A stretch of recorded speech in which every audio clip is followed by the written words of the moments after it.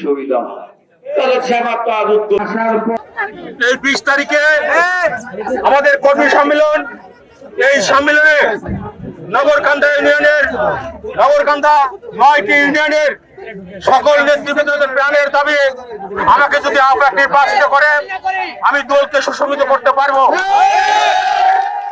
এবং আমি দৃঢ় প্রত্যয় আমি সাম্যবাদের হাতকে শক্তিশালী করে সাম্যবাদকে ধানের শীষে ভোট দিয়ে এমপি নির্বাচিত করবো ইনশাআল্লাহ।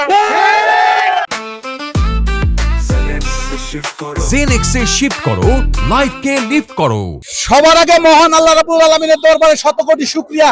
ফ্যাসিস্ট হাসিনা বিদায় হয়েছে, ফ্যাসিস্ট হাসিনা বিদায় হয়েছে। আমার নেতা তারেক রহমানের নির্দেশনা, তারেক রহমানের পরিকল্পনা, এই জন্য সবার আগে আন্তরিক অভিনন্দন এবং মোবারকবাদ জানাই আমার নেতা তারেক রহমান সাহেবকে।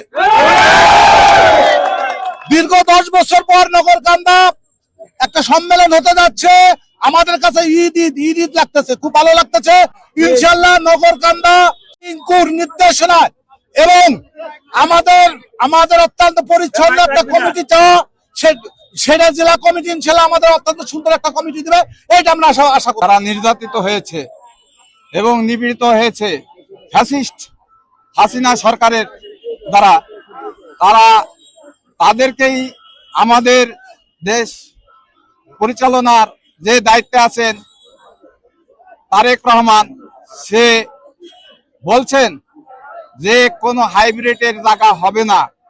আমাদের দীর্ঘদিনের 17 বছরের রাজনৈতিক সহযোদ্ধা, যাদের সাথে আমরা রাজনীতি করে যাচ্ছি, আমরা সভাপতি হিসেবে দেখতে চাই হাবিবুর রহমান বাবুল তালুকদার সাহেবকে। এটা একটা ভালো কথা আপনি বলছেন। আমাদের এটা হচ্ছে দলকে পুনর্গঠন করার জন্য আমাদের এই উপজেলা কমিটি, পৌরসভা কমিটিটাকে আমরা ডিসলভ করে দিচ্ছি। এটাকে আমরা একটা কর্মী সভা করলাম, কর্মী সম্মেলন করলাম।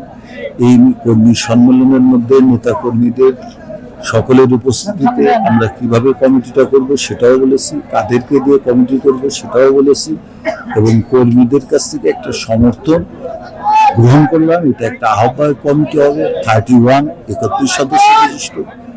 এই আহ্বায়ক কমিটিটা আমাদের এই উপজেলা এবং পৌরসভা, উপজেলার ইউনিয়ন এবং ওয়ার্ড কমিটি করবে এবং পৌরসভা ওয়ার্ড কমিটিগুলো করবে, তারপর একটি কাউন্সিল হবে।